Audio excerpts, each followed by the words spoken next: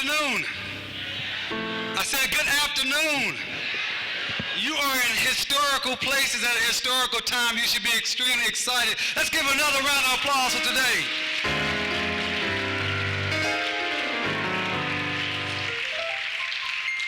My name is Solomon-Simmons. I'm a proud native of North Tulsa, Oklahoma, and this is a glorious day. I'm so happy to be alive and be a part of this. I can't express myself enough to tell you how glorious it is to be here today. I want to first give honor to God and my ancestors, our collective ancestors, whose mighty and strong shoulders we now stand on. Let's give a round of applause for all those who made it through so we can be here today.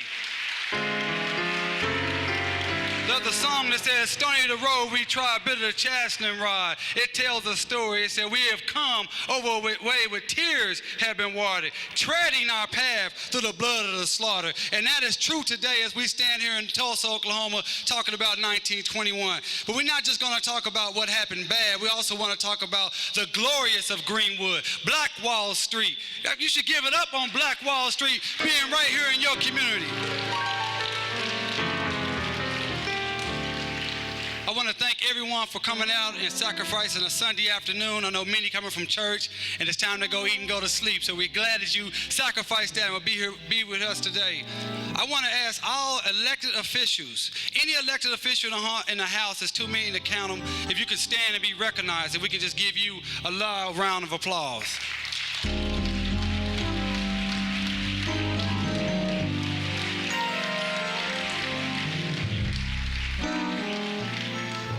Today is especially special for me because this is my church, and I'm so proud to have a pastor and have a leader that will allow us to do something so revolutionary, so progressive in our house on Sunday, to alter what we do on a regular basis, to be here and have you into our home. So I'm happy to introduce my pastor, Apostle Milford Carter, who's going to bring the prayer for us today. Would you do God the great honor standing in his presence as we bow for a word of prayer?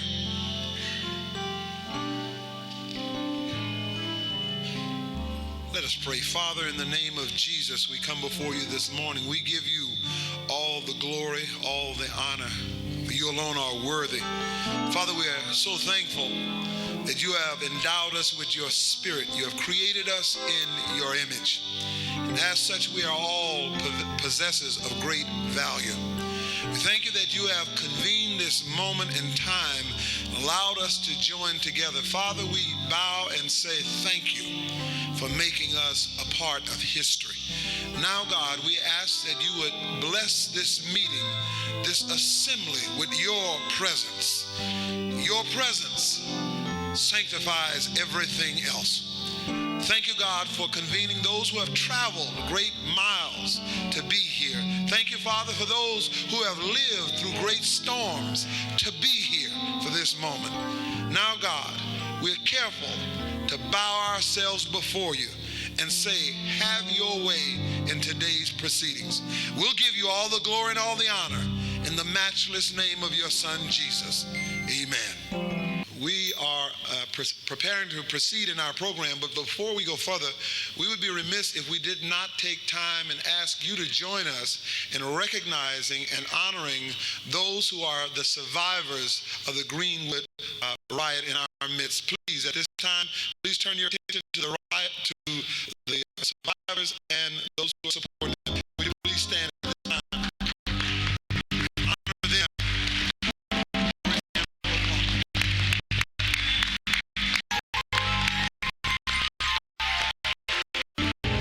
All right. Give them a field.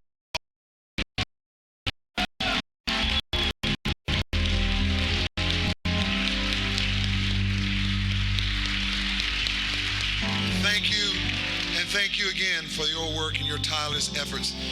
At this time, as we proceed on our program, we're going to ask you to please receive Miss Crystal Carter. She comes with original poetry, Greenwood. Good evening, everybody. I consider it an honor to do this for you. The name of this poem is called Greenwood, and I do this specifically for you. It's for you. Greenwood, Greenwood, my hood, it burned, we should build it back black. In fact, We should have already been done did that years ago, way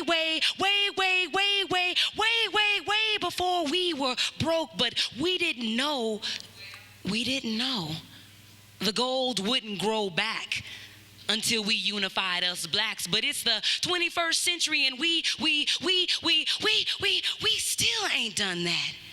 You know, sometimes I think Willie Lynch was right, because we're so easy to divide and we act like we don't love each other, unconcerned with the welfare of our brothers. Man, we hate ourselves so much that we don't even want us as lovers.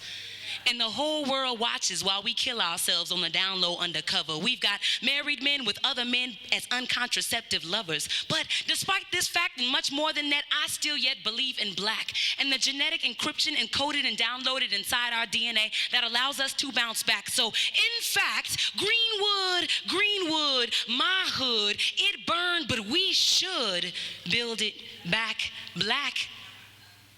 And I, my friends, I will see to that. Thank you.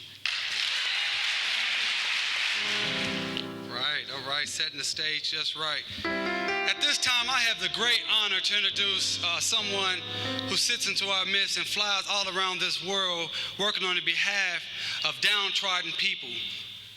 This man is the Thurgood Marshall of his time. This man gives tirelessly to communities on a daily basis. You can never find him. You don't know where he is. He's in a plane somewhere. I just want to tell you a little bit about Dr. Charles Ogletree. His education, he went to Stanford University in California, got his undergrad. Then he went to Harvard Law School. When he left Harvard Law School, he started working in the public defender's office in Washington, D.C. Is that correct, Doc? Now, we call the PD's office a public pretender sometime in the hood. But I want to tell you that Dr. Ogletree won his first 20 cases as a public defender. Now, you might not understand what that means, but he was a public defender and he won 20 cases in a row. That's to show you his skills. He now currently teaches at Harvard Law School. But that's not the big part about Dr. Ogletree. Let me tell you just a quick story about a man by the name of Naaman in the Bible who had leprosy. And this man named Naaman in the Bible, he had leprosy, and he tried everything he could to try and go and get this leprosy cured. And he heard about going over into the land of Israel and talking with the kings over in the land of Israel, and maybe they would give him some cure to this leprosy that he had. When he went over to the land of Israel and he went talking with the kings, they laughed at him, they scorned him, they said, "Get out of our place, get out of our place, get out of our country." He was dejected, he was humiliated. He didn't know what else to do. But it was at that time that someone heard his cry. Elijah the prophet heard his cry. And Elijah the prophet came to him and said, "Well, listen, I want to help you. I want to help you get this terrible affliction that you've had for so many years off your body." Now, what does this have to do with Dr. Ogletree and Greenwood? Well, Greenwood, the 1921 Holocaust was silent for 75 years here in Tulsa, Oklahoma. I went to school on Greenwood, Carver Middle School, and we never talked about it. But Dr. Ogletree came down to Tulsa, Oklahoma in 2001. Dr. Ogletree was that Elijah that heard the cries of our community. Dr. Ogletree was the one that said, "Well, let me try to clear this affliction that happened so many years and years ago." And it was that prophet, as the pastor said earlier, that God transmitted at that time period down here in Tulsa, Oklahoma. He got the wind. Someone said something happened in 1921 to some black people in Black Wall Street.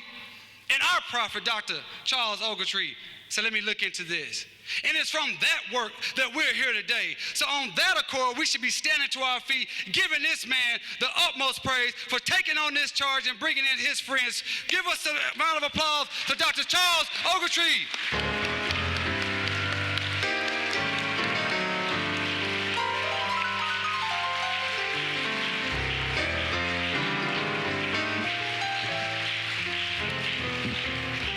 Thank you so much.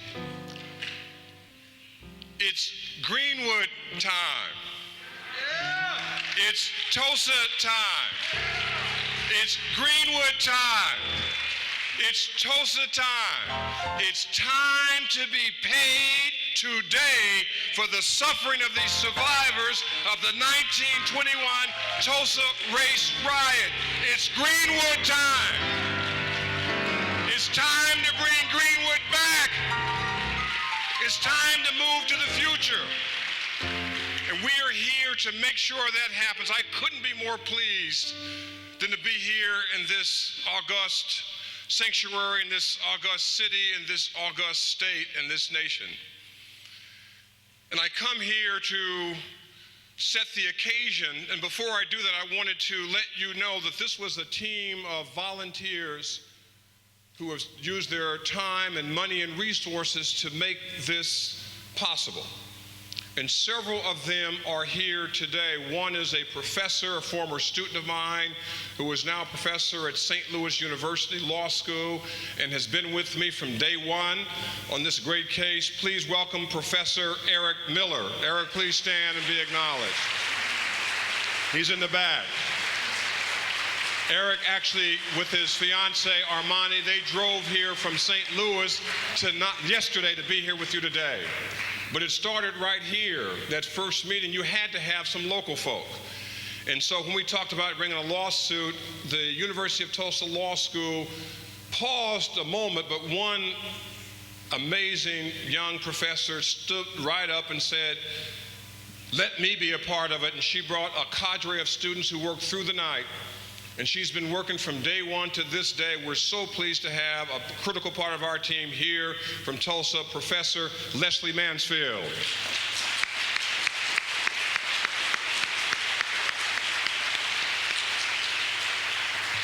And a person whose history goes as deep as all of these survivors. He is a native of this great city. His mother just turned 102 years old. He is the publisher of the Oklahoma Eagle. He is a lawyer, and he was the first who said, "Convince me that you have a real theory." And by the time we left that night, he said, "I'm convinced," and has been with our team ever since. Please welcome the great lawyer, Jim Goodwin. Jim.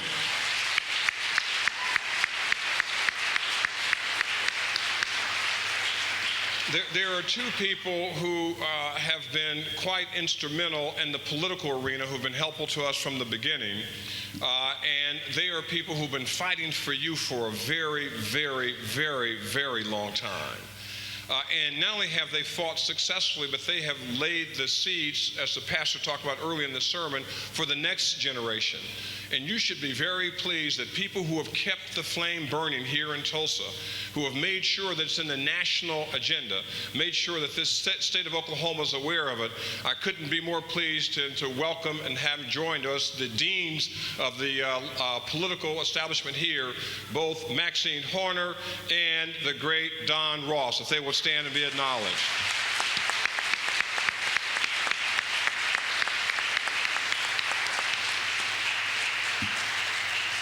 And finally, the lady who wouldn't let me leave. I came to Tulsa minding my own business. I had a speech to give. I had a plane to catch. And she said, "Dr. Ogletree, just a moment, please. I want to show you something." And she enticed me by giving me some cookies and punch and showed me a few pictures. And she pulled out a book and then another book and another picture. Before I knew it, she laid before me a history of this very city and what happened in the tragic circumstances of 1921. And she's been documented her entire life as part of the Oklahoma Race Commission. And she really is the Rosa Parks of the Tulsa reparations movement. Please join me and welcome Mrs. Eddie Faye Gates.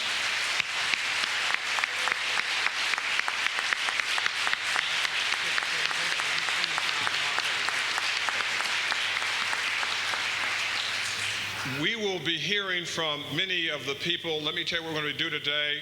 We're going to have a presentation by Demario Solomon-Simmons setting the tone. We then will have a panel of our survivors moderated by Eddie Faye Gates giving us that history.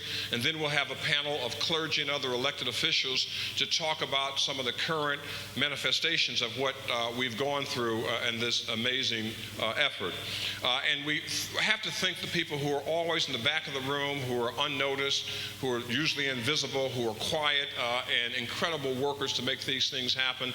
There's one in particular who was always there, always sensible, always had the right response, and a man who could see through silliness and see through inconsequential issues, and always was talking about, let's do it right.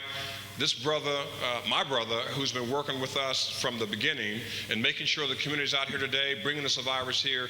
I've got to take my hat off and salute the great Mark Stodger, one of our great leaders here in the city of Tulsa.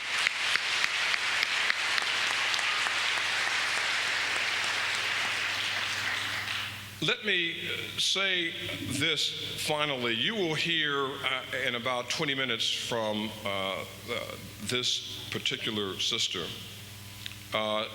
You might recognize her by her hats, but you should really recognize her by her deeds. This is a sister who grew up in Montgomery, Alabama, who was on her way to Montgomery for Rosa Parks' funeral. And she wanted to be there, but she had made a commitment to be here in Tulsa, and she's here. She was with Dr. King as a child, 15 years old, a teenager when she started the movement. She's been there for the victims in Florida and Pensacola. She's been for the victims in Louisiana and Alabama. She was the first person in this country to think about slavery in a constructive way, and she convinced the city of Chicago, a lot of white men, and all political perspectives, to pass the first law in this country requiring every business that wants to do a contract with Chicago to talk about their connections with slavery.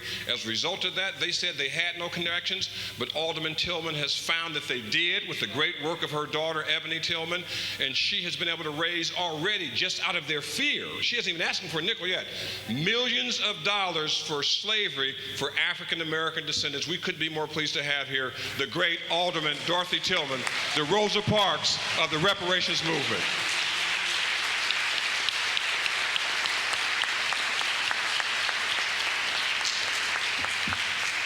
And my final introduction are of two people, and you talk about a family that gets things done.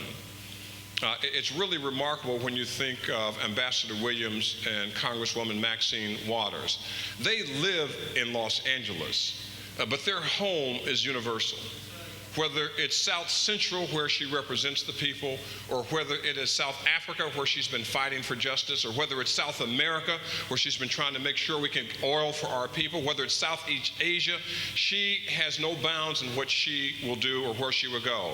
And with all the things he has to do, Ambassador Williams came here with her today to show support for us and for the efforts we're doing. He's been an incredible public statesman in this country for many, many years, and they're doing the same thing in Los Angeles that they're doing around the country. And let me say a word about Maxine Waters. I grew up in California, so I never lived in South Central Los Angeles. I lived in Merced, which is outside her district, but she's always been my congresswoman from day one. That's because she never had a limit to where she would represent people's interests. And she never stopped when we talked about police brutality. She never stopped when we talked about jobs for us. She never stopped when we talked about inadequate education for our children. She never stopped when we talked about universal health care. Whatever the issue has been, she has been on Front Street for us. Whatever the issue's been, she's been on page one for us. And you know what? A lot of politicians will stand to be seen, but Maxine Waters always tells you she stands on shoulders of others who sacrifice for us. And when I called and said, will you come to Tulsa, Oklahoma? It's a long way from Washington, D.C., where she spends her weeks. It's a long way from Los Angeles, where she spends her weekends, but you know what? She found a way to get here in Tulsa this Sunday, and we could not be more pleased to have the Honorable Maxine Waters, Democrat from the state of California.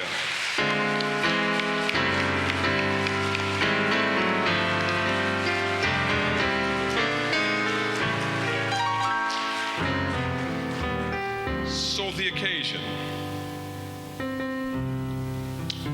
On February 28, 2003, I stood here with Johnny Cochran,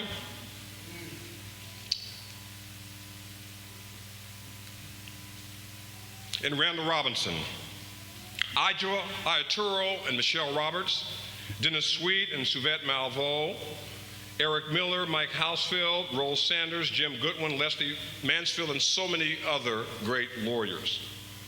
We filed a complaint seeking reparations for these survivors of the 1921 Tulsa race riot. That visit here on February 28, 2003, still stands as one of the greatest moments in history to address one of the greatest travesties and injustice in our country's history. We promise you, survivors and descendants of survivors, that we would fight with all our might to get you reparations that you so richly deserve. That day we were joined by Eddie Faye Gates and Wes Young, Otis Clark and Kenny Booker, Mrs. Jackson and Mr. Alexander, and so many more of the survivors and their descendants. It's now Sunday, October 30th, 2005. It is 2 years, 8 months, and 2 days since we filed the complaint seeking reparations on behalf of the survivors and their descendants. Much has changed since then. We lost this year one of the greatest warriors for racial justice in our nation's history, your lawyer, my mentor and friend, Johnny L. Cochran, Jr. He's not here today in person, but he is smiling down from heaven, saying to us today, as he said so many times, keep fighting. Hope is on the way. Help is on the way. Indeed, God is on the way. And the Tulsa race riot survivors will have their reparations if God believes in justice and mercy.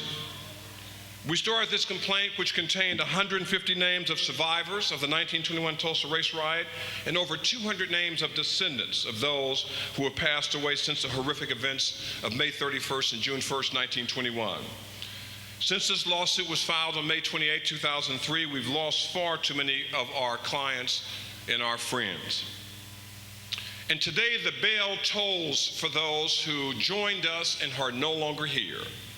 And we pause this moment to recognize each and every one of those who were with us. Juanita Burnett Arnold, J.D. Bell, J.B. Bates, Clanch Bruner, Rosella Carter, Theodore Sandy Clark, Ernestine Gibbs, Harold Gibbs, Leroy Leon Hatcher, Joyce Walker Hill, Wilhelmina Guest Howell, Samuel Hooker, Murder Wells Hurd, Eunice Jackson, Willie Bell Jackson, Hattie Lily Johnson, Alice Higgs Lawless, Ruth Nash, Simeon Neal, Myrtle Napier Oliver, June Alexander Poldrill, Doris Vaden Ramsey, Simon Richardson, Beulah Lorene Keenan Smith, Lois Sneed Snowden, and one descendant as well. We also have Sarah Tatum, Melvin Todd, Mary Leon Brown Watson, Bessie Mae Vester, and one descendant, Margaret Jean Tilly Gibbs. They are not here today, but let's salute those survivors who came forward and said, yes, we stand with you. We salute them today.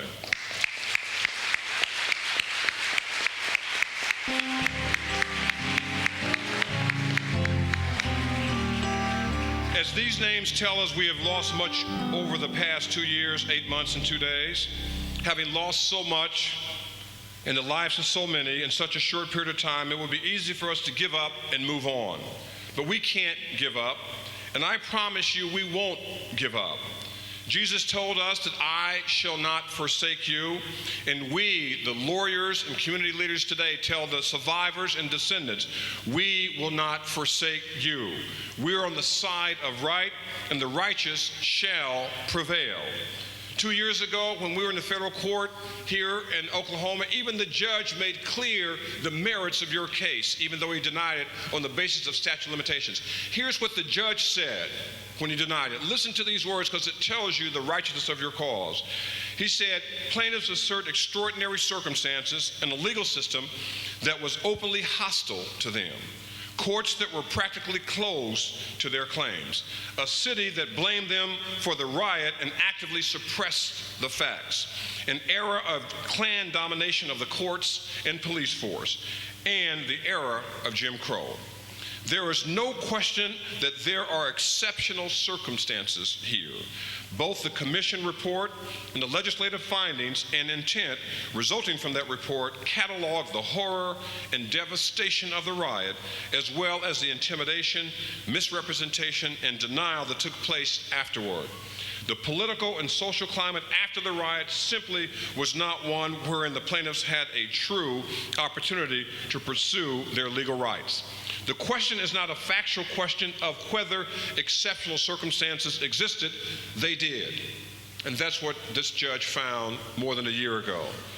Even when we went to the 10th Circuit Court of Appeals and were turned down, 4 judges said, wait a minute, how can you deny these victims justice? Led by Judge Lucero of the 10th Circuit, here's what the 10th Circuit judge said about your case. He said, no case in my tenure on the court should be more compellingly described as meeting the Rule 35 en banc standard for presenting a question of exceptional importance deserving the attention of the entire court than this one.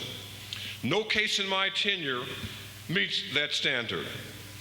In one of the more shameful events in our nation's history, over 200 African Americans were slaughtered and a whole section of the city of Tulsa was burned.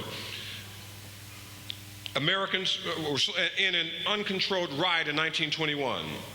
Official government action by the city of Tulsa and the state of Oklahoma fueled this carnage by deputizing and arming the mob and authorized the National Guard to detain the victims while their 42 square block community was razed to the ground. All subsequent claims raised by the victims fell upon the deaf ears of the courts at the time, in most language without even a cursory glance at the merits. None of the over 100 lawsuits filed were successful.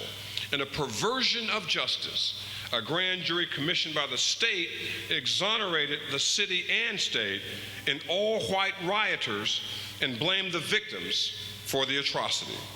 This history alone raises a question of exceptional importance. The laudable recent investigation of this tragedy by the state of Oklahoma compels us to confront it. The courts have not been friendly to us, but that will not stop us from going forward. Indeed, I have news to report. Just this Wednesday, 4 days ago, Eddie Faye Gates, Otis Clark, Dr. Olivia Hooker, and myself, along with Global Rights President Gay McDougall, went to another court.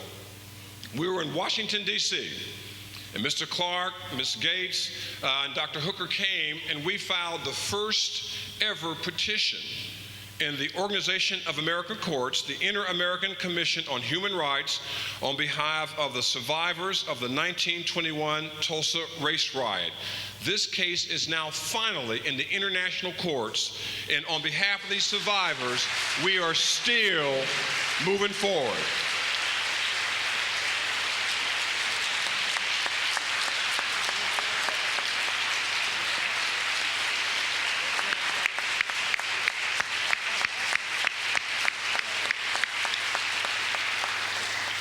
We have moved from the city and the state to the nation, because when the city does wrong and it's ignored, when the state does wrong and it's ignored, and when the nation sits idly and doesn't respond, it's time for us to go to a higher court. And so this is now in a court where we will finally not have the barrier of the statute of limitations, not have the barrier of sovereign immunity. For the first time, the government responsible will be called for what it is. A government that neglected its needy, its abused, its neglected. And we're not talking about a poor community. Tulsa was Black Wall Street.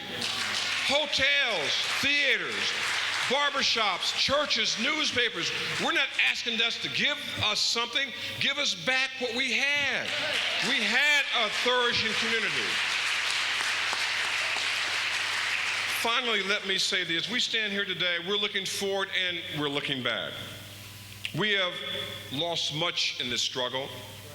We've lost our brother Johnny Cochran and our sister Shirley Chisholm, our brothers Ossie Davis and John Johnson from Ebony Magazine, our brother Dr. Kenneth Clark the psychologist who did the testimony about African American children suffering from the vestiges of segregation in the Brown case, and the great judge Constance Baker Motley, one of the Brown lawyers who was there and who represented James Meredith to integrate the city of the University of Mississippi. We've lost our great artistic genius, the brother August Wilson, and our dear sister Rosa Parks, and so many more. But we have not lost hope. We have not lost the belief in the righteousness of our cause. We know that there is a loving and patient God who will see us through this most difficult of times. As we stand here today, we recommit ourselves as lawyers to make this struggle our first and only priority. And we know that we will always be able to fight this fight as long as there's an ounce of breath in our lungs and the will in our bodies. We know that we are here fighting not just for you, but fighting for those ancestors who were voiceless and faceless, who built this great country. The Capitol, the White House, the Lincoln Memorial, the Jefferson Memorial. We have a rich history, and we also know ultimately that we have someone higher than all these authorities who will make sure that we will survive this great battle. As the minister said, we are in a place and at a time where we know justice will prevail. Why? Because we've been down further. We've suffered more. We've had more tragedy than ever before. But you know what? We are a people who believe in God. We are a people of hope, of faith, and of commitment. We know when we read that great book of Isaiah, it tells us and it gives us exactly the lesson we need. It tells us, hast thou not known, hast thou not heard, that the everlasting God, the Lord, the creator of the ends of the earth, fainteth not, neither is weary. There is no searching of his understanding. He giveth power to the faint, and to them that have no might he increaseth strength. Even the youth shall faint and be weary, and the young men shall utterly fall. But they that wait upon the Lord shall renew their strength. They shall mount up with wings as eagles. They shall run and not be weary. They shall walk and not faint. And we're going to get on those eagles, and we're going to fly from Greenwood, from Tulsa, to Oklahoma, to Washington, D.C., to the court of justice. And to you survivors, justice will prevail. Greenwood, we will win. Tulsa, we will win. Reparations, we will win. God is on our side. God bless you. God thank you. And God give you strength to see this battle won. Thank you. All right. Reparations now. Reparations now. Reparations now. Reparations now. Come on. Reparations now. Reparations now. Reparations now. You got to get crunk up in here. Woo! I don't know about you, but I'm feeling good to be here today. Let's give it up again for Pastor Charles Ogletree. At this time, we want to take just a very few minutes to do a small presentation about Greenwood and how Greenwood was able to become Black Wall Street. It's important as we talk about what happened that we understand what was there, what was destroyed, and how did Greenwood become the Black Wall Street of America. As we travel around to different places and you tell people about Greenwood and the magnificence of the people and the richness, people can understand because of what Tulsa is now. But to understand that history, I wanted just a small PowerPoint at this point. We're going to go over that history and how did Greenwood become so great. And the first thing you have to realize is that this state of Oklahoma used to be Indian territory in the 1830s. When the United States government marched the so-called 5 civilized tribes to Indian territory, it was lots. It was over half of those people of African descent. And they marched to the Indian territory, and they had a sense of freedom. They were free people, and they owned land. They had their own educational system, socio-economical systems, and they did not have the slave mentality that was with the other enslaved Africans in the surrounding states. And you had these black natives that we call native blacks.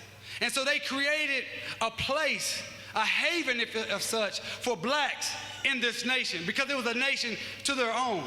And then you had, after the black natives, you had once the emancipation in the 1860s.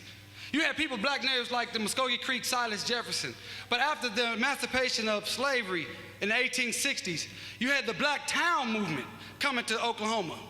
This Black Town movement brought Bowley and Langston and Redbird and all these other black people that were coming out of slavery, coming to Oklahoma because, again, it was a place for safety and refuge.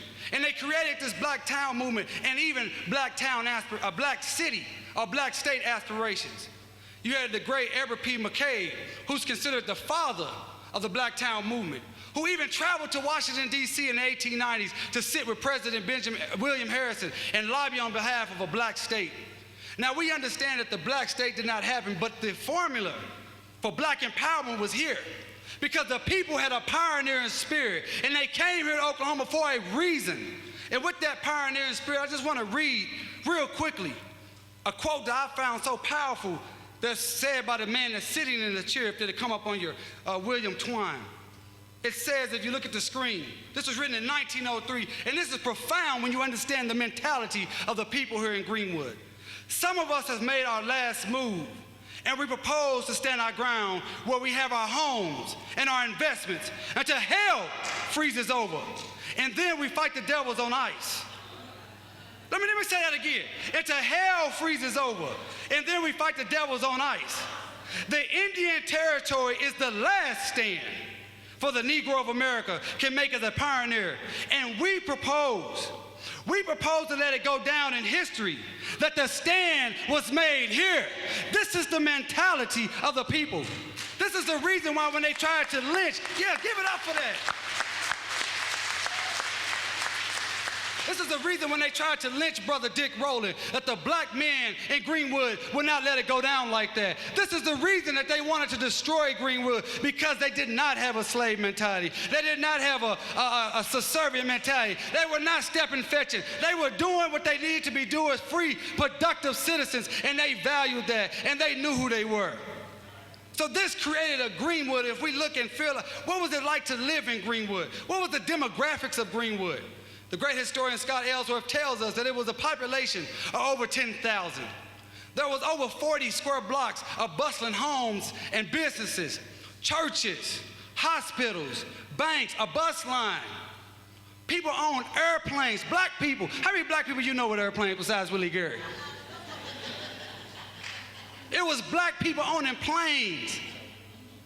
These people had money, 2- and 3-story brick homes. Now, don't get me wrong, everyone was not rich, but the community was rich. And if you understand anything, it's about a community.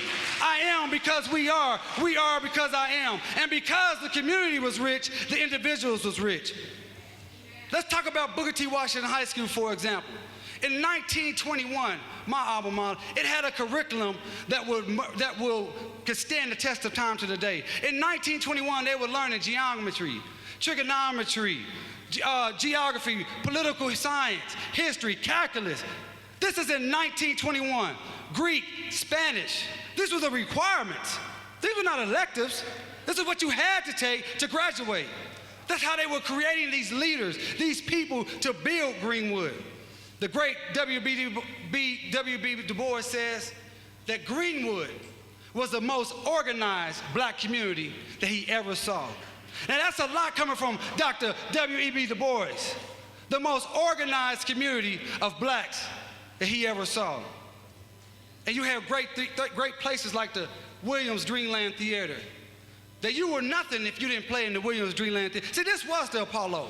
So you have to understand that Greenwood was Harlem, it was D.C., it was L.A., it was Atlanta, all together at once.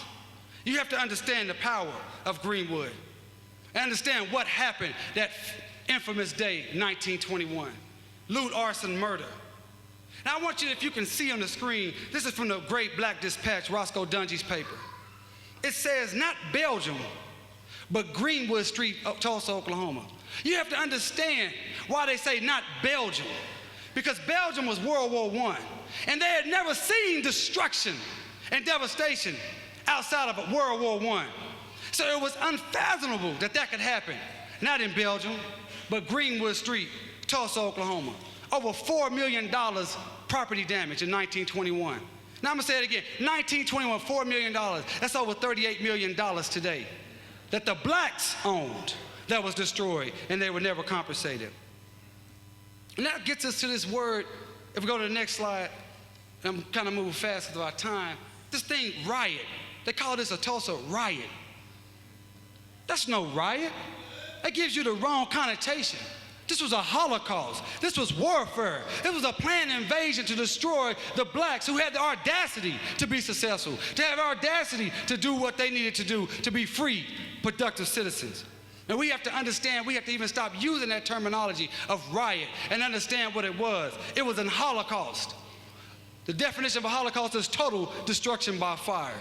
And I told you that over 35 city square blocks was burnt down to the ground by fire, the Greenwood Holocaust. And we must understand that. Now, as we talk about the results of the Holocaust and the physical results, I want to read from you the mentality that this terrible event had on our survivors and other people who witnessed this. Back in September, they did a story in the University of Oklahoma Arts and Science magazine that goes all across the nation. And they profiled some of the work that we've been doing because I teach down there. And we had a lady write in this letter I'm going to read to you. 88 years old, Caucasian woman who was 2 years old when this happened. It's dated September 30th. So I have enjoyed reading your publications and think they are great. It's been terribly long since I've lived there that I don't see names I remember, but that's all right. There have been many changes. I'm glad to read about what's going on. I'm especially interested in the lead story about the riot in Tulsa. The riot had a traumatic effect on me. I never got it out of my mind. Now this is someone, a Caucasian woman who just heard about what happened. When I was writing my memoirs, that was my first story. Let me read what she writes in her memoirs. My earliest recollections of Tulsa are filled with anxiety and fear. I have vague memories of my brother and myself being under the bed looking out at our mother who was sitting on the floor. The lights are out and the room is dark. The shades are pulled and the doors are locked. Mother is telling us to keep very, very quiet. We don't know where our father is. All we know is that something terrible, all we know is something terrible is happening or about to happen. Mother seems very frightened. Suddenly we hear shouting. Loud, angry voices are calling to people up and down the streets. Someone pounds on our door, calling my father's name. My mother says, hush. She does not answer or open the door. They come again and again and pound on the door. We stay under the bed and keep very, very quiet. When we awoke in the morning, we were in our beds and the house was still very quiet. Mother was moving around the house without a sound. We still do not know what happened the night before. Mother kept looking out the windows with shades still drawn, saying to no one in particular, oh, those poor children, those poor children. We asked what happened and where Dad was. She answered he had gone to work.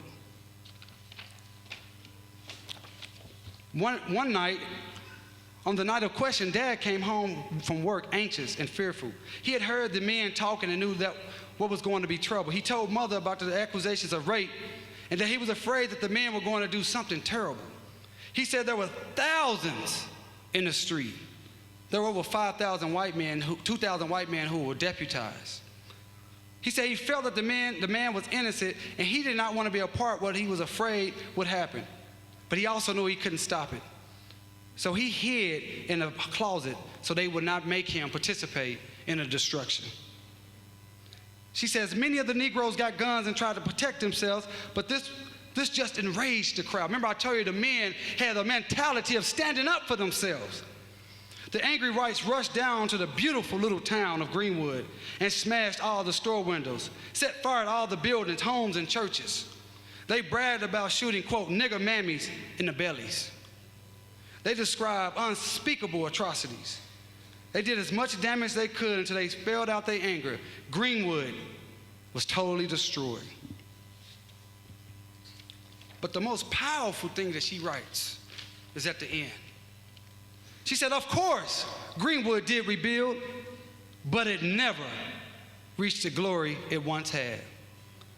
There are no glorious buildings, and there are many open spaces that have never been filled. Is that still true today? Anybody live in North Tulsa? Is that still true today?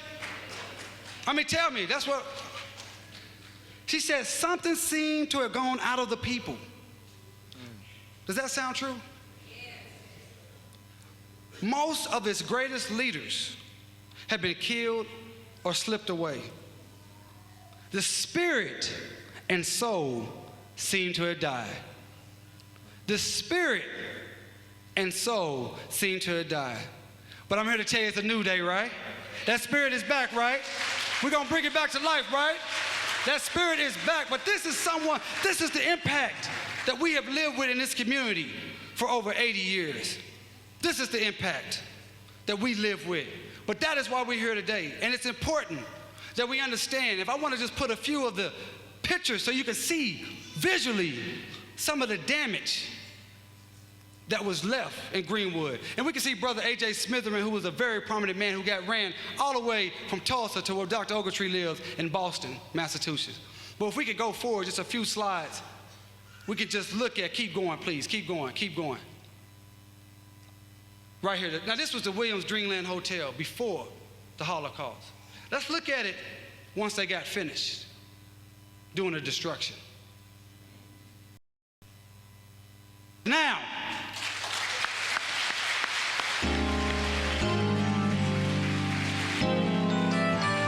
at this time, I would like to take the opportunity to invite the Sanctuary Evangelistic Church is going to give us a choir selection, and we'll get on with the rest of our program. So the choir, please come.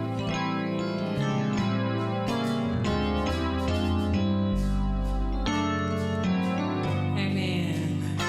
Please stand with us as we sing Lift Every Voice and sing. Lift every voice and sing till earth and heaven ring with the harmonies of the liberties. Let our rejoicing rise high as the listening sky. Let it resound loud as the rolling sea. Sing a song, sing a song full of faith that the darkness has called us. Sing a song full of the hope that the present has brought us. Facing the rising sun of a new day begun. Let us march on till victory is won. Amen. We're going to invite Miss Beverly Washington to the stage at this time. Please put your hands together for Miss Beverly Washington. Much that I'll be doing, a Negro spiritual, guide my feet while we run this race. We don't want to run this race in vain.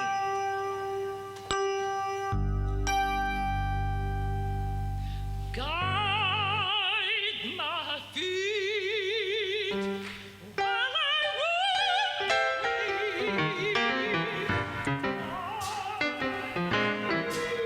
this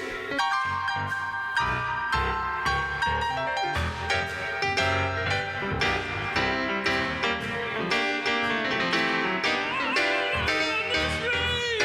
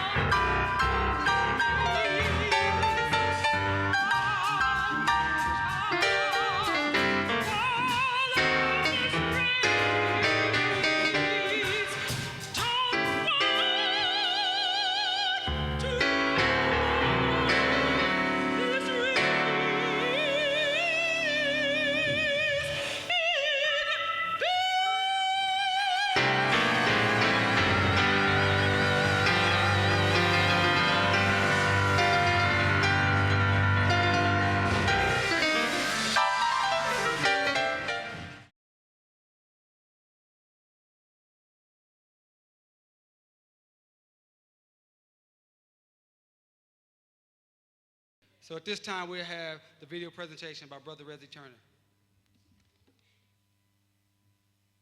brief we filed on February 28th told a story. It was a story about America. If you read this complaint we filed, you would think you had to make it up. You couldn't imagine that people who had been so successful, who had accomplished so much, who were pushed away from the opportunity to even integrate, had become the Mecca in all of America. That's right. And that hatred, bigotry, and prejudice took it away in the blink of an eye.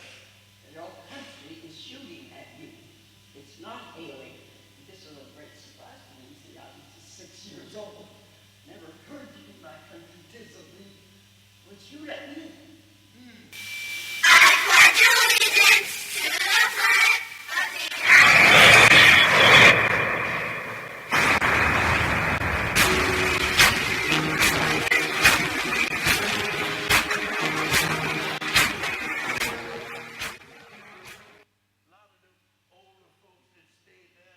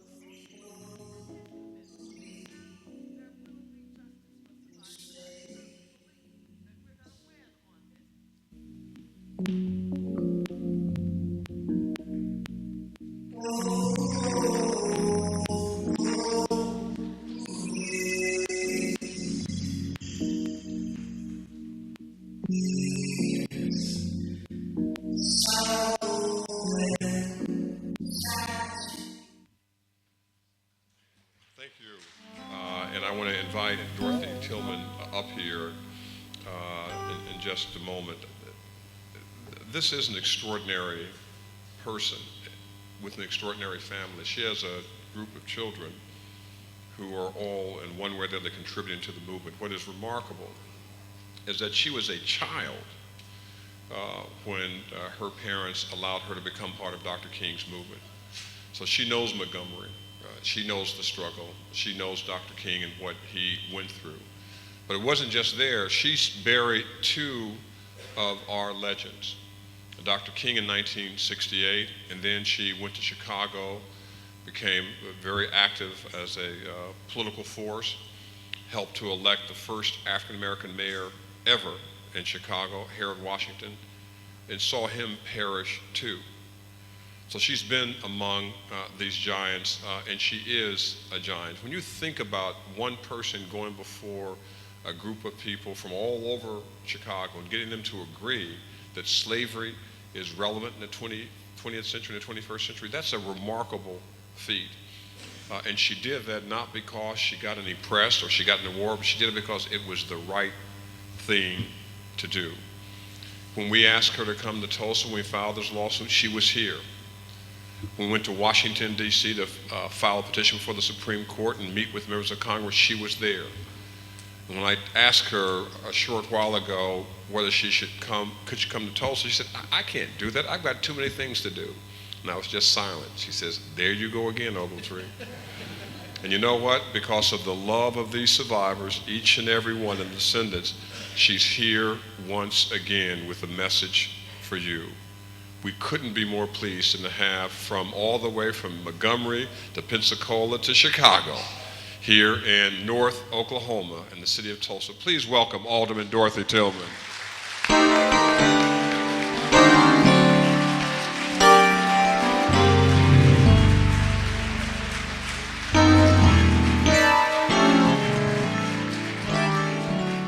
Thank you, Dr. Charles Ogletree. Let's once again give this man a round of applause.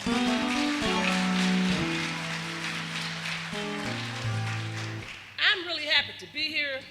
I bring you greetings from the Tabernacle Missionary Baptist Church in Chicago, Illinois. Dr. Lewis Ross is our founding pastor, and Dr. Andrew Hunt is our pastor now. I guess I would have been in church this morning with my children. I have 5 children, 5 grandchildren, and a whole host of people would have been sitting there. I said, don't worry, I'm going to go to Tulsa and tell Pastor Hunt I don't have no money for him today. I'm going to leave it at the church that I wish him. I believe in when you go into a church, you leave something. I don't believe you just come. Anywhere you go, you leave something. You've got to be able to give as well as to receive. And I want to first give praise to God for allowing us to be here today. I also want to honor the spirit of our ancestors for their labor, prayers, and sacrifices brought us at this time and place. To this pastor, my God, where is he? You know, I told him I was raised by ministers. I was raised by Martin Luther King, Andy Young, C.T. Vivian, James Bevel, and a whole host of ministers. My minister, Reverend Fields. I know a movement preacher when I hear them. I know a real preacher when I hear them.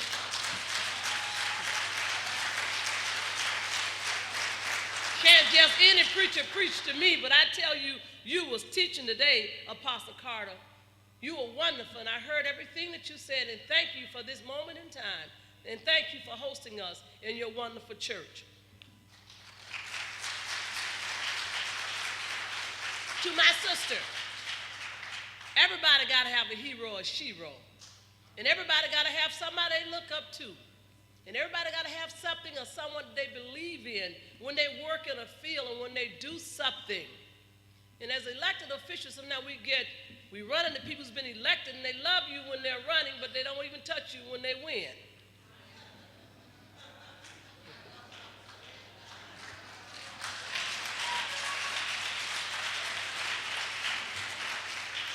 But my sister have been an example for me.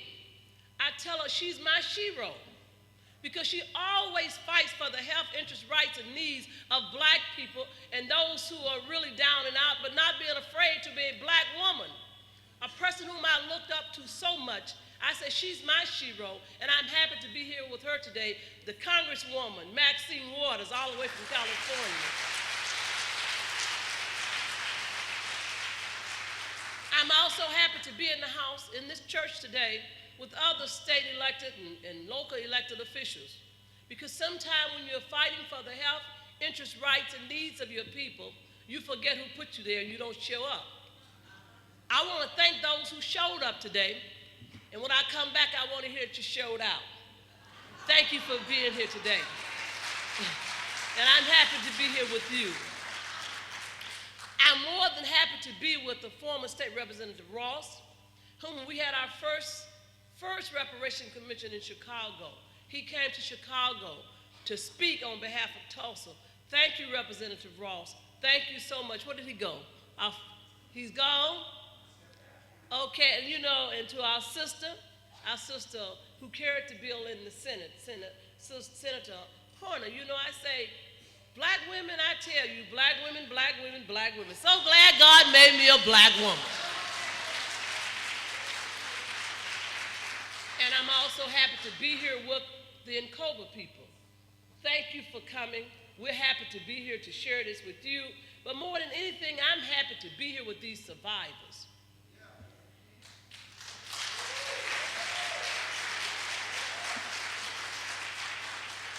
I take great pleasure in joining our elders. I'm happy because I am from Montgomery, Alabama, and I understand, respect, protect, and love our elders. And I love you. And I thank you for all of the energy and the hard work and time, the energy that you're giving me. We're here seeking, and the reason I went to Washington, and we'll go wherever we have to go, for the liberation of black people. You know, we've gotten to a time that black folks are afraid to say black.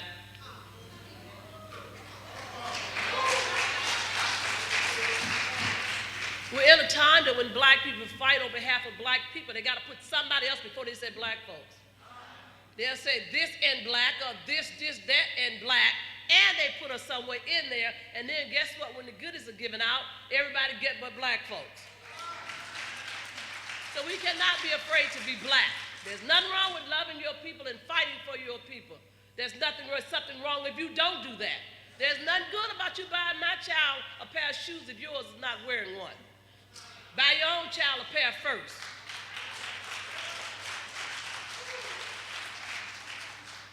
To this great man, Ogletree, I don't know what we would do without him. To Ogletree and this legal team that have worked and worked and worked and worked. I saw him break down in Washington.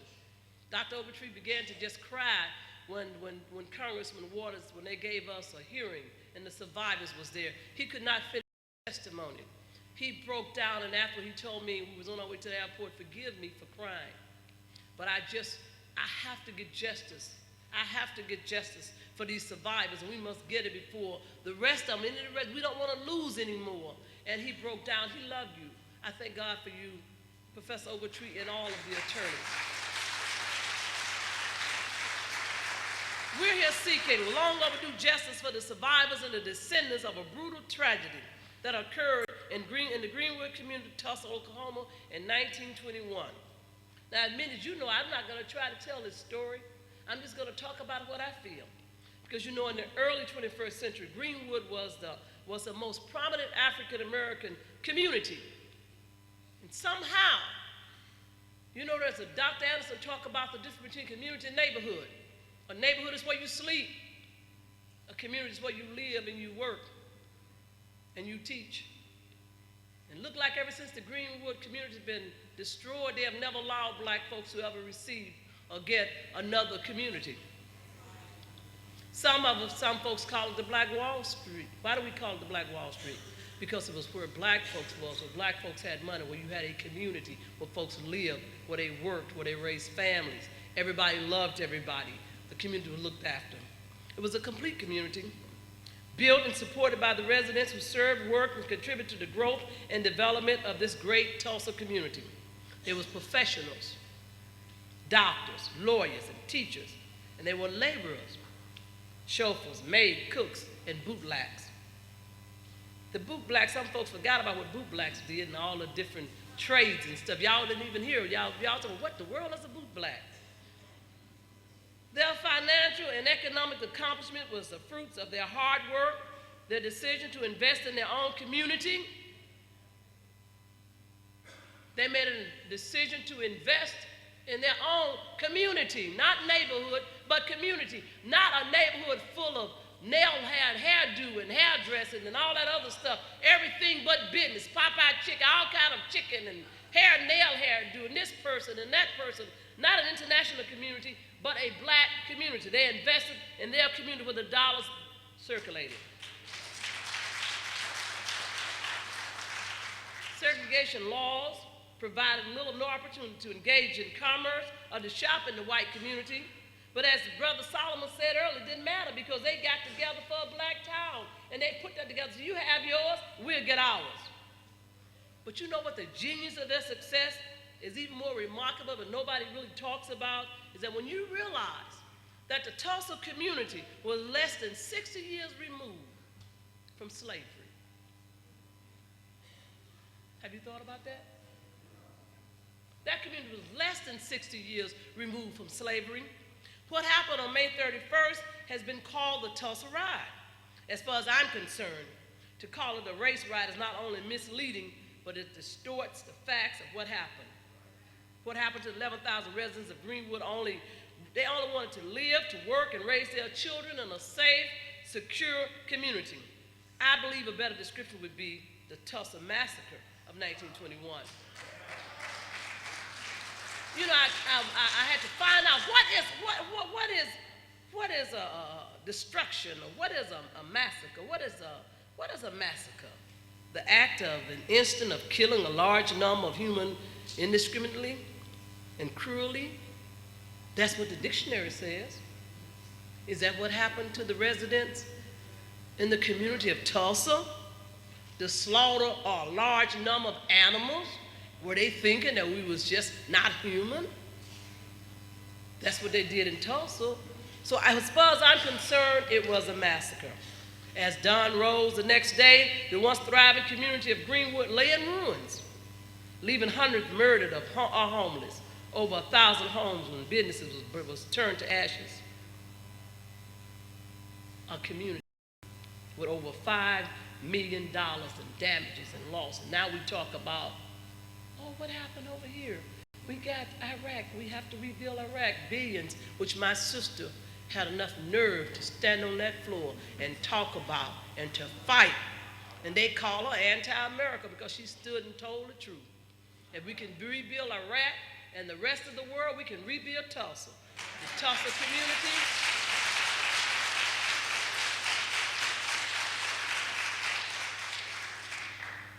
You know, and I'm gonna cut my time because I want people to hear some other folks. I had my speech together and I spent a lot of time on it because I was really a little upset because we talk about rides. Tulsa was not the only ride that happened.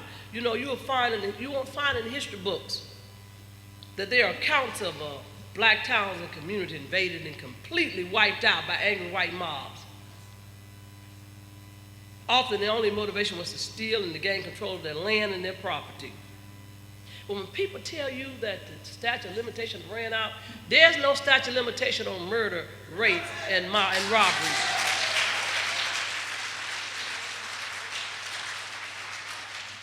America have always paid reparations. They paid reparations to the Indians, to the Japanese. They paid that reparation to the Jewish community. America's paid reparation to everybody. Reparation means to repair the damage. Say repair the damage. What does reparation mean? Repair the damage. The movement to get reparation for the descendants of enslaved Africans in America is growing. It seeks justice for the descendants of the people who were forced to give almost 400 years of free labor. And after giving those 400 years, the community in Tulsa, 60 years out of slavery, built a community for themselves. America's a very young nation. America's not that old. You think it's mighty. Why do you think America is so mighty? Because if you had a business and you had 400 years of free labor, you'll be mighty too.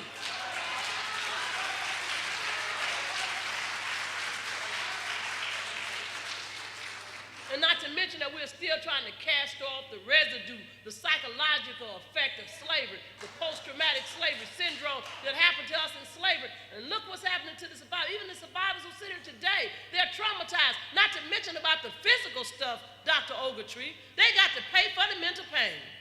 They got to pay. You know, I'm from Montgomery, Alabama. I grew up in Montgomery as a little girl, and I'm going to tell you this story, and I'm going to wind down, but I think it's very important that you know this. God gave animals two things when they're on attack. You fight or you flight. There's no in between. God gave man two things when you're under attack. You fight or you flight. No in between. We're at a point in life that we have to fight. There's no room for flight. Now people say, Alderman Tillman, why is it that you go on and on? Because I know what victory is.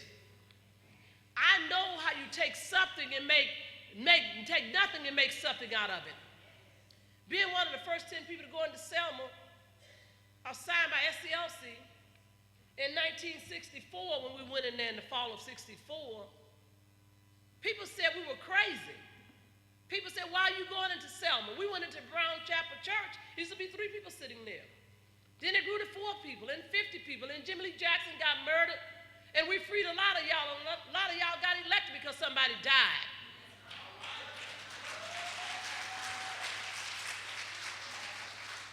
We fought. You fight or you flight. As a little girl, growing up in Montgomery, Alabama, I don't know anything about flight. I'll stand still and I will fight. I came from that kind of place. They call us crazy niggas in Alabama because we fought back. Black folks scared to use the word nigga, white folks making them say the N-word. They always changing our language. They change our music. They change everything. Black music is the only music in the world, not old school, new school, this school. Mick Jagger singing our song, you don't call him old school. Any other music don't get labor, only we get labor. We have to understand who we are. As a little girl growing up in Montgomery, Alabama, and I want to tell this in tribute to Rosie Park as I sit down so I can tell you why you have to do what you got to do. See, America have a schizoid relationship with black folks, a schizophrenia relationship. When we die, they love us. All the good niggas dead, all right? Rosa Parks gonna lie in the rotunda. But I want to tell you that her life was not made for TV.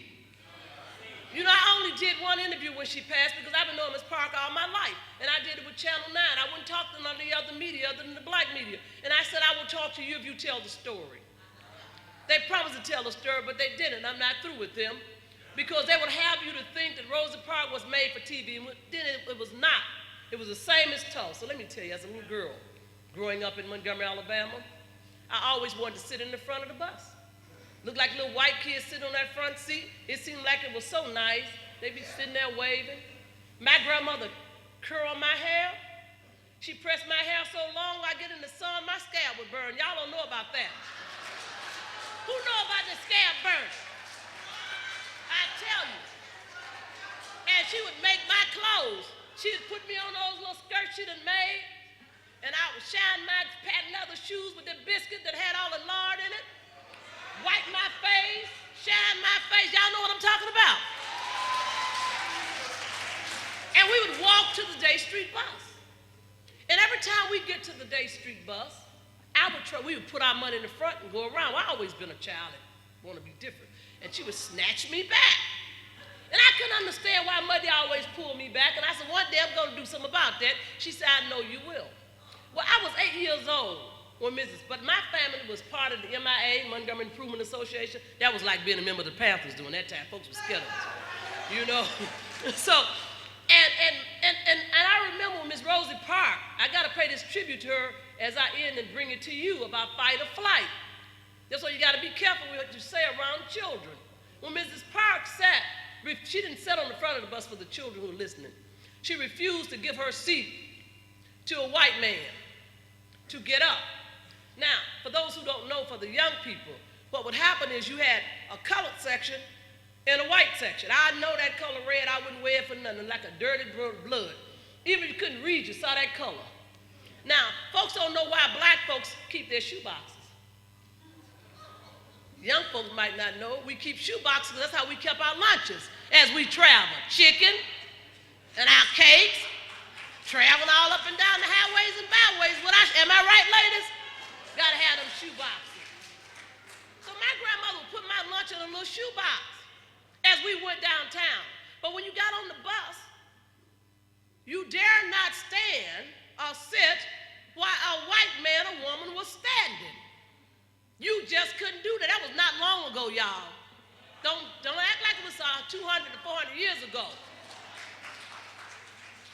My grandmother, she'd always hold my hand because I was always so. So when you go to the back, to Rosa Parks would sit back there, they would say no man's land. And as they said no man's land, that meant you get up. And Rosa Parks refused to give her a seat that day. She wouldn't get up. Now, Rosa Parks would not get up to give her seat. I understood at 8 years old because she did it for me. She decided to fight, not flight. Boycott the bus till they respect us. We made all those things. And I would always go downtown with my grandmother.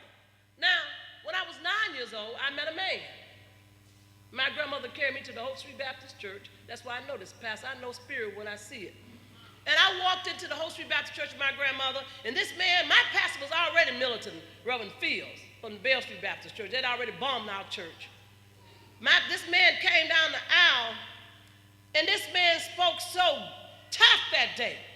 He talked about we were human beings. He talked about we had to fight. We had to walk together, not get weary. We had to stand up. This man was Martin Luther King Jr. I was 9 years old. I never knew I would be on his staff, but I knew all my life I would be fighting for black folks. People in Montgomery decided to fight, not flight. We must fight. You must fight for the survivors. They go to Washington every day. Look at our seniors. The seniors shouldn't have to go to Washington. You must go to Washington. You need to march and go to Washington. Why they gotta go to Washington? They're fighting for you too. You need to mobilize by a busload and go to Washington and go everywhere to fight for these seniors. Now let me end as I tell you about American and schizoid relationship. America had you to think that Rosa Parks refused to give her seat, and then she went to jail, and then we bailed her out, and we walked, and all was well.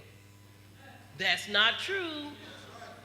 As I told Channel 9, tell the story. They bombed Dr. King's house with his wife and his children in there.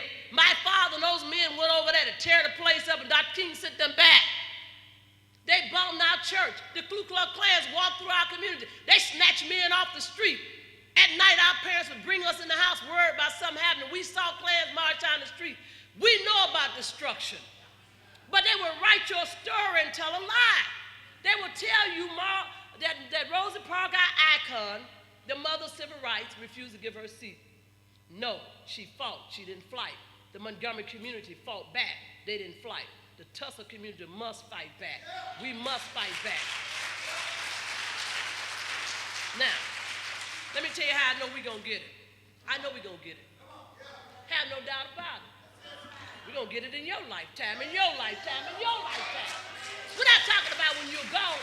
Now, we're going to get it because it's right to get it. We're going to get it because the Tulsa community is going to mobilize like the people in Montgomery mobilized. We're going to get it because Dr. Ogletree is going to fight. We're going to get it because Maxine Waters is going to fight. We're going to get it because you're going to fight. We're going to get it because it's right. God bless you.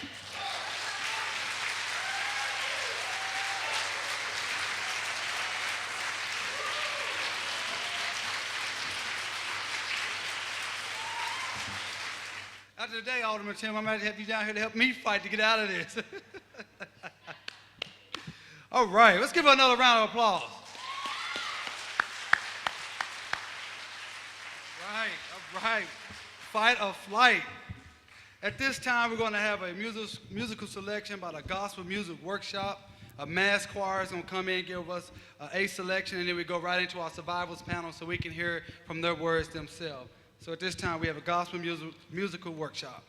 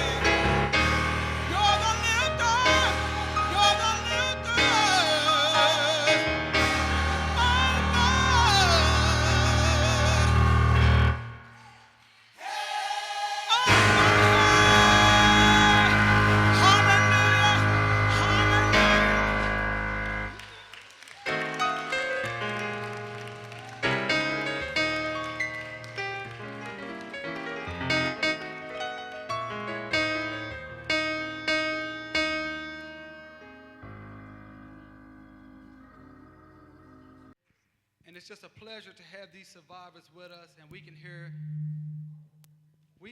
directly from them in their own words of what transpired that infamous day, May 31st, June 1st, 1921.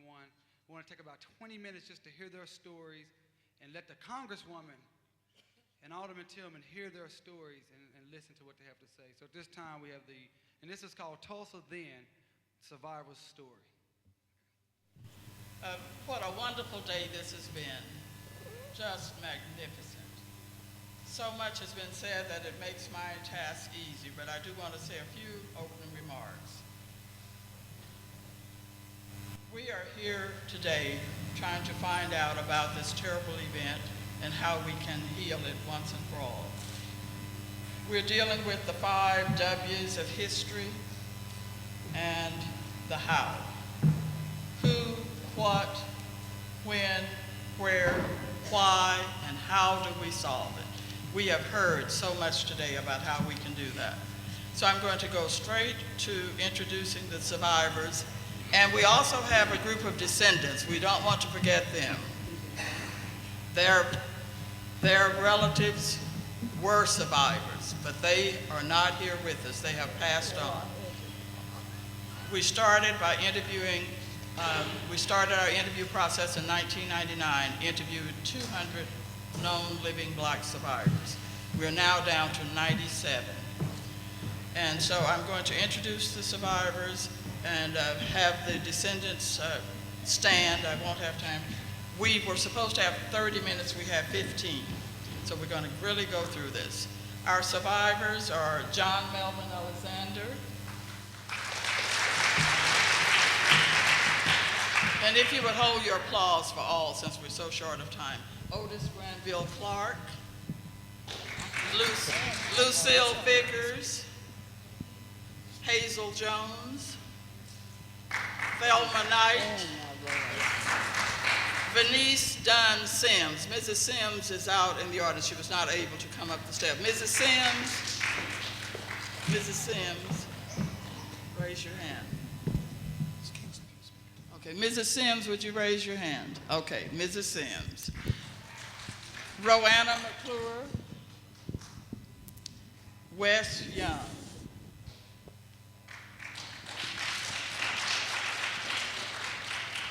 Descendants, we're too short a time to recognize you all, but I must call on 2 who are always present at everything. They help with the calling. Wilma Presley Bell, Beverly Washington, who sang the beautiful song, and 2 sisters who just do anything we need to be done. Shirley Williams, are you here, Shirley? And Olene Washington. They may be babysitting today. All right, let's go on further.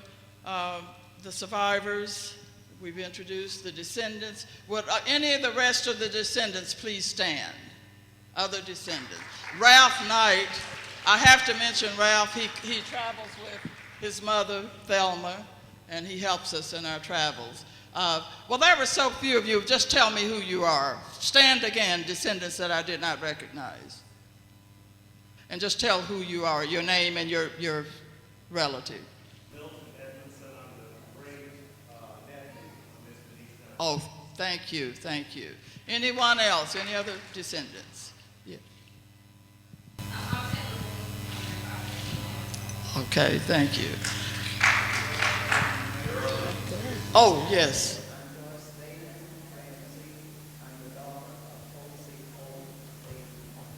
Yes, her father had the pool hall. Yes, Vaden Pool Hall. Or she was a relative. Okay. Did I have another? Oh, yeah, another survivors.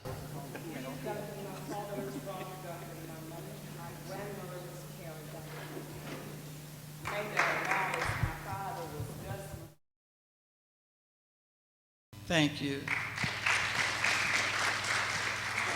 Okay. Thank you. Thank you. We are here today looking at this event, and I wish you had time to hear from every single one of these. But I was told that we won't have time, so to pick a couple, I would like Mr. John Melvin Alexander to give a couple of minutes about Mr. Alexander lives on Denver Boulevard.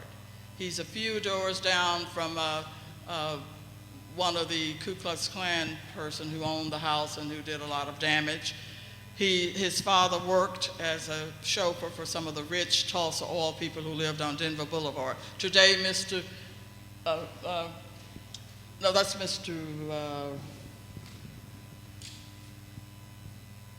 Wes Young who lives there. Mr. Alexander's story is that, just tell us a little bit about your relatives. First of all, I think I'm very happy to be present here today representing my mother and father. I only wish that they were here. It was a humiliating thing that my father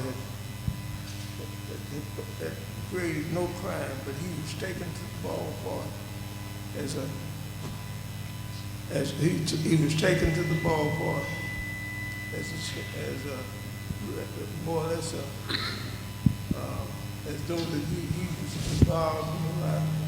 But I thank God he survived the life. And I have a family of about 7 children, and I'm the only one that made Tulsa his home. As soon as the rest of them finished school and could leave, they left. Tulsa has a terrible reputation, and they have something to correct by giving the reparation that we deserve. And Mrs.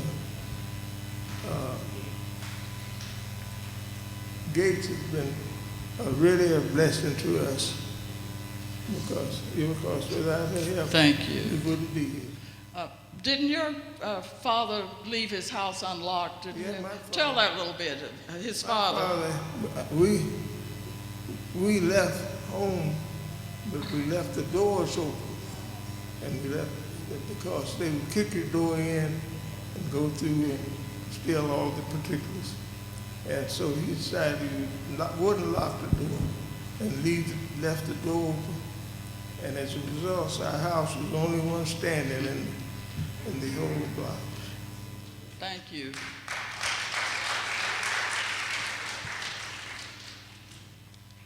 Mr. Wes Young is the one who lives on Denver Boulevard. His dad was a chauffeur for the rich oil men. He now lives in one of those homes, and I said, how about that for poetic justice? And he has an interesting story to tell. Mr. Young, just a couple of minutes. The most I remember about the race route was after the race route. About 6 or 7 weeks after the race route, they revealed a tent city for the survivors to come back over on Greenwood. And it was, when they first built the tent, it was kind of the last of summer. So when it got cold, they had to come back by and put up a wood shield around the tent so to keep the wind off of it. And that was some of the things that I remember. And I remember on the 21st of June, they came in, the soldiers came in from Oklahoma City, and they marched us out to the old Tulsa State Fairground, which was on 15th and Harvard at that particular time. And they had all of us in that area. And Red Cross came and gave us some shots and gave us some food and stuff. And we stayed there until they moved us back over on Greenwood in what we call Tent City. They had cleaned up all the debris and everything. We could at least go back over there the next 2 or 3 days, but everything had been burned up. All the good stuff that was left had been taken, had been looted or whatever. And people lost everything, and they didn't get nothing. They couldn't even get policy. If they had insurance and stuff like that, it was refused them. And they just had to start over. And Okay, thank you, Mr. Young.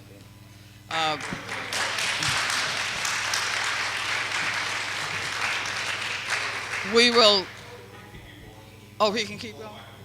Okay.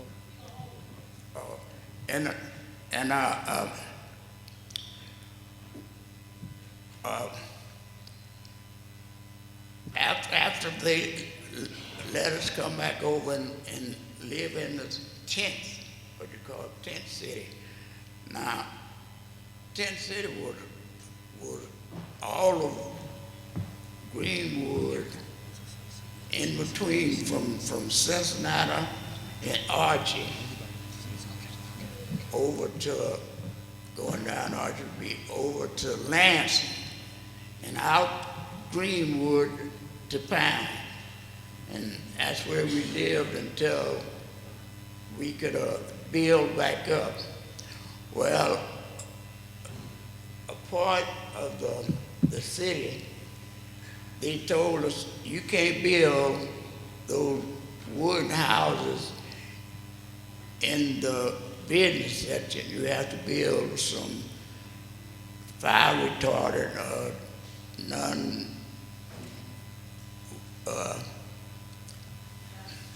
fireproof material. So if you go down through Greenwood, you can see some of those buildings still standing with 1922. So the people that stayed wanted to stay in Tulsa. They didn't leave. They stayed there, and they built back up. And one of the funny things about that time, well, Greenwood, about the 800 block or 600 or 700 block of Greenwood was a brick manufacturing outfit or whatever, right there on the hill. But they wouldn't sell bricks to the colored. The colored had to go 15 miles and buy a brick to build back up on Greenwood what they had tore down. And see, it was quite a few people that left, but it was more that stayed and said, this is our home, and this is what we're gonna build it back up. And they didn't have no easy time of doing it, because back in them days, the Ku Klux Klan was running almost everything. I mean, from the city government on down to the local police chiefs and things. And you could raise up, but they would defeat you before you would get a program finished. And back in them days, when the people would build a nice place, well, the police would come by with some kind of excuse and tear up the furniture and stuff like that. And you can't build this beautiful place because you're well, they said you're in nigger town, so we don't want this in nigger town. They were trying to move us out, but people stayed there. I could name a few, a number of people that stayed there. Mr. Vaden, who had a pool hall, and Ed Benton, he had a pledge, what they call a pledge parlor, where you played dominoes and played whist and pool hall. And the young men, would gather there. and they stayed there, but they couldn't build nothing up real nice because the police would come in and tear it up and with any kind of excuse. Thank you, Mr. Young.